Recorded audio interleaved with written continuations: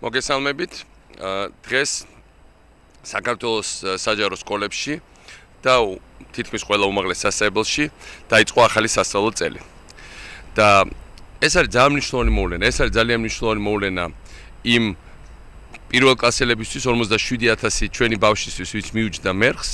ეს არის ძალიან მნიშვნელოვანი მოვლენა იმ 24000 სტუდენტისთვის, ვინც პირველად წავიდა უმაღლეს სასწავლებელში. ეს არის ძალიან მნიშვნელოვანი მოვლენა, როგორც ყოველთვის პირველი დღე სასწავლო წლის ჩვენი პედაგოგებისთვის, ჩვენი პროფესორ-მასწავლებლებისთვის, უნივერსიტეტების და ეს არის მნიშვნელოვანი დღე ქართული სახელმწიფოსთვის. იმიტომ რომ თუ კი რამე რეფორმით ყველაზე მეტად ვამაყობთ ჩვენ, გარდა ანტიკრიმინალურისა, ანტიკორუფციულისა, ეს არის განათლების რეფორმა და თუ კი რომელიმე სფეროში არის კიდევ წარმოუდგენლად ბევრი გასაკეთებელი და ჩვენ ჯერ კიდევ გზის დასაწყისში ვიმყოფებით, ეს არის სწორედ განათლების რეფორმა. რამდენიმე ძირითად პრინციპს ეფუძნება ჩვენი მთავრობის დამოკიდებულება განათლების სისტემის მიმართ. პირველი ეს არის სოციალური თანასწორობა. სოციალური თანასწორობა ნიშნავს იმას, რომ მიუხედავად იმისა, სად ცხოვრობ შენ, ქალაქის ცენტრში თუ გარეუბანში, რომელიმე მივარდნილ სოფელში თუ რაღაც პრივილეგირებულ ადგილზე, შენ უნდა იღებდე ისეთივე განათლებას, როგორც შენი თანატოლი.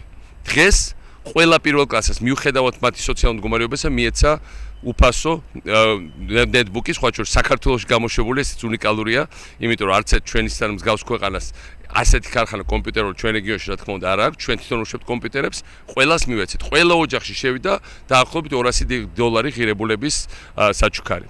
ყველა სოციალურად დაუცვას. ჩვენ დაურიგეთ დაახლოებით $1,100,000 ლარის ღირებულების უფასო წიგნები. ყველა ოჯახისთვის სახელმწიფო საქართველოში გაიაფთა.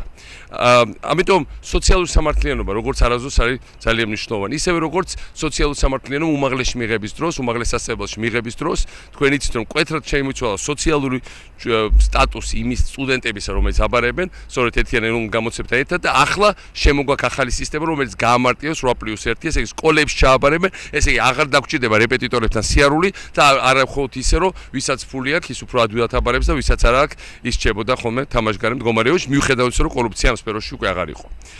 ამიტომ სოციალური სამართლიანობა ჩვენთვის არის ძალიან პრინციპული საკითხი, როცა უდგებით განათლებას. მეორე საკითხია უსაფრთხო გარემო.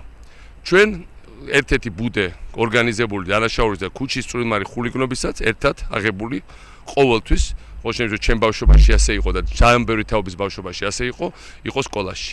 ჩვენ ამოვძირკვეთ და მანდატურების ინსტიტუტი არა მხოლოდ თლიან თელი სახელმწიფო აპარატი ამუშავდა, თუმცა მანდატურას ეკუთვნით მადლობა ამისთვის. სკოლები დღეს საქართველოში არის ერთ-ერთი ყველაზე უსაფრთხო სოფლიოში. შემდეგი პრინციპი ეს არის განათლების ხარისხი დასაქმებაზე ორიენტირებული განათლება. ჩვენ მარტო ის კი არ გვინდა რომ ჩვენ ვიცოდეთ რომ ბავშვები დადიან სადღაც და რაღაცას დიპლომს იღებენ. ჩვენ გვინდა რომ ამ ატესტატით, ამ დიპლომით, ამ სერტიფიკატით ისინი ცხოვრებაში პოულობდნენ გასავალს საქართველოში და მსოფლიოში. ამიტომ ჩვენ გავხსენით 20 ტექნოლოგიური კოლეჯი და ჩვენ ვაპირებთ რომ ეს ქსელი გავაფორტოთ პირველივე ერთ თვეში. ამ კოლეჯს დამთავრებულები, აი უახლოეს დღეებში მაგალითად გდანში იხსნება ყველაზე დიდი ამ კოლეჯებიდან უახლოეს პირველივე თვეში 80% პოულობს საკმაოდ მაღალანაზღაურებად სამსახურს.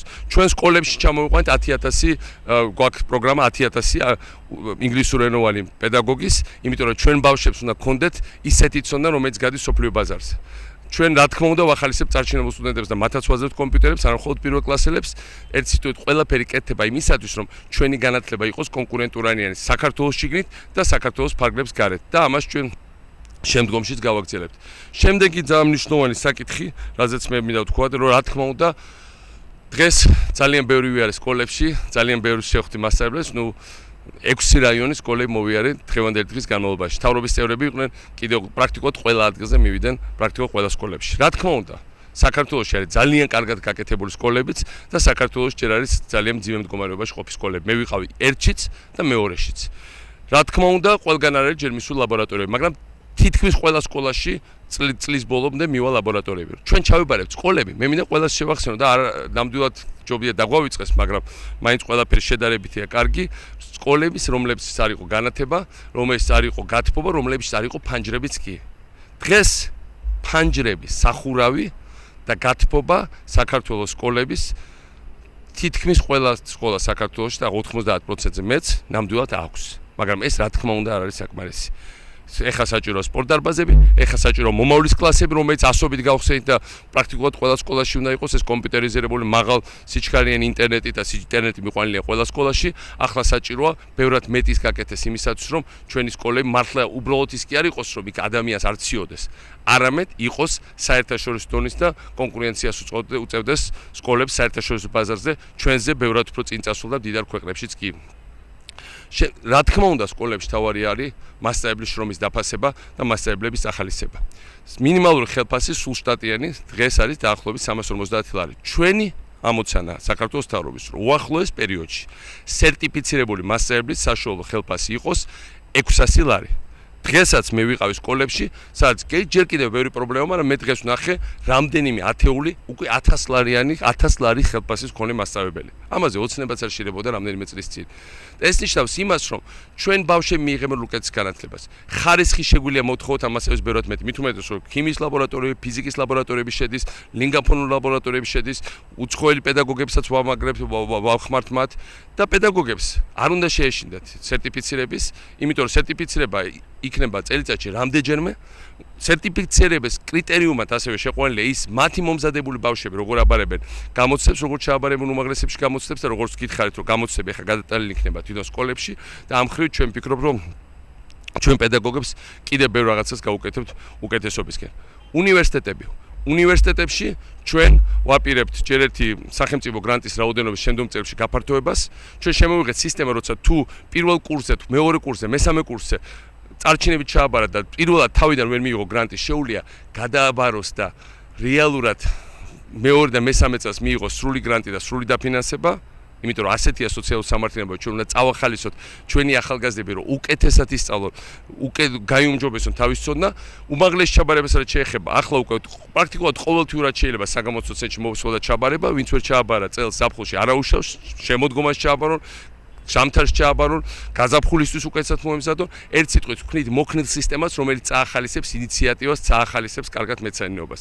და ჩვენ წელს ვქნით ბათუმში ტექნოლოგიურ უნივერსიტეტს, რომელიც მიიღებს ამერიკულ ტექნოლოგიურ უნივერსიტეტს, რომელიც მიიღებს სტუდენტებს მომავალი წლიდან, მაგრამ წელს უკვე მიიღებს გადამზადების კურსებზე ნაწილს ამ სტუდენტების და ეს იქნება პირველი სასწავლებელი ჩვენ რეგიონში პოსტსაბჭოთა სივრცეში, რომელიც გასცემს მთლიანად ამერიკულ დიპლომს. ესე იგი, ჩვენ ამ დიპლომით შეგეძლებათ სოფლიოს ნებისმიერ დიდ კომპანიაში, ნებისმიერ დიდ ბაზარზე, ნებისმიერ ქვეყანაში მუშაობა, თუმცა მინდა ვთქვა, რომ ის სტუდენტები, რომელთაც ჩვენ დავაფინანსეთ საზოგადოებრივ წასასვლელად და სასწავლებად, პრაქტიკულად ყველა დაბრუნდა უკან.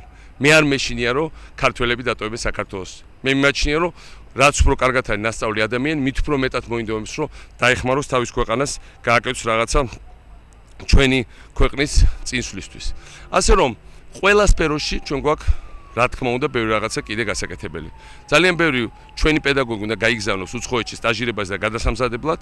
წელს ჩვენ უმაღლეს სასწავლებლებში ჩამოყავს რამდენიმე ასეული უცხოელი, ასევე პროფესორი დასახმარებლად ჩვენი პედაგოგების, ასევე გამოცდილების გასაზიარებლად. ჩვენ უნდა ვიყოთ გახსნილი სოფლიოსთვის, ჩვენ უნდა ვიყოთ მუდმივად ყველა მხრიდან მოგქონდეს ინფორმაცია, ვამუშავებდეთ ამ ინფორმაციას, შევეცადოთ რომ ვიყოთ ინოვატიურები.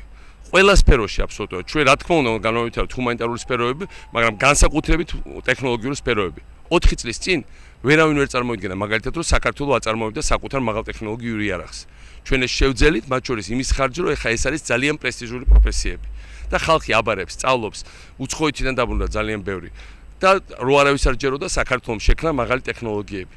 მაგრამ ჩვენ ვიმყოფებით ამ გზის მხოლოდ დასაწყისში. და ჩვენ გვაქვს ძალიან ბევრი გასაკეთებელი, რომ ეს გზა გაღმავდეს და ჩვენ ვიყოთ ისეთივე კონკურენტუნარიანი ქვეყანა, როგორც არის მაგალითად ისრაელი ან სინგაპური. ეს სრულიად რეალისტურია, თუ ჩვენ ამ გზაზე ხარად ვიდგებით და გავაგზავნებთ მოძრაობას. პირველი რაც უნდა გაკეთდეს, რომ სათანადო პირობები შეუქმნათ ჩვენ პედკოლექტივებს, ჩვენ პროფესორ მასწავლებლებს, მომზადების, მატერიალური პირობები ყველანაირად ხელი შეუწყო და სოციალური სამართლიანობა დამკვიდრდეს. იგივე იმ ამერიკულ უნივერსიტეტში 25% ვინც ისწავლის სტუდენტების იქნება უფასო. ვინც მაგრა ჩააბარებს, სახელმწიფო დააფინანსებს, რომ იყოს უფასო. ეს არ იქნება მდიდრების უნივერსიტეტი. ასევეა კოლეჯებში, ტექნიკურ კოლეჯებში. ჩვენ იცით რომ 1000 ლარიანი ვაუჩერები გავეცით და გავცემთ ბევრად მეც. რათა ძალიან ბევრმა ჩვენმა მოქალაქემ ყველა ასაკის შეძლოს გადამზადება. საქართველოში არც ერთი ასაკის ადამიანმა არ უნდა ჩამოუშვოს ხელი. ადამიანი მე მინახია თვითონ 63, 64 წლის ადამიანები, რომელიც გადამზადებას გადიან ამ კოლეჯში და შემდეგ შოლობენ სამსახურს. ჩვენ გვყავს ძალიან ნიჭიერი, ძალიან საქმიანი ხალხი, უბრალოდ ჭირდება პატარა მორგება, პატარა გადაწყობა თანამედროვე პირობებზე და ჩვენ ყველა მეტად უნდა გავაკეთოთ, რათა ერთხელ და სამუდამოდ დასაქმების პრობლემა ჩვენს პატარა და ძალიან დიდი პერსპექტივის მქონე ქვეყანაში მოვსპოთ. ამიტომ მე მინდა ყველას მოგილოცოთ ახალი სასწავლო წლის დაწყება და მე მინდა გითხრათ, რომ ჩვენ მივახცევთ იმას, რომ საქართველოში იქნება მართლაც სოფლიო კლასის, აი თითით საჩვენებელი საამაყო განათლება. ჩვენ ყოველთვის ყავდა დიდი მეცნიერები, ყოველთვის ყავდა დიდი პედაგოგები, ყოველთვის ყავდა ინოვატორები, ძალიან ნიჭიერი ხალხი ყავს და ეს არ შეცვლა, ეს არის მუდმივი კონსტანტა. ის რაც ჩვენ ახლა დღეს უნდა შევქმნათ, დამოუკიდებელი საქართველოს პირობებში შევქმნათ სოფლიოს დონის კონკურენტულადიანი საგანმანათლებლო სისტემა. მიუხედავად იმისა, რომ ბევრი ინფრასტრუქტურის საკითხია კიდე, ბევრია ძალიან ასაშენებელი, ბევრია გამოსასწორებელი, მე ფიქრობ ჩვენ ვდგავართ სწორ გზაზე და ამ გზიდან არსადად გადავხვევთ. მე მინდა გითხრათ ყველა პედაგოგს, ძალიან გვიყვარხართ. ძალიან უყვარხართ ქართულ საზოგადოებას. ძალიან გაფასებთ. ამიტომ ნუ აყვებით ნურცნურავის დაშინებას, თქვენ მე ვიცი რომ არ შეგეშინდებათ ნურცნურავის კრიტიკას.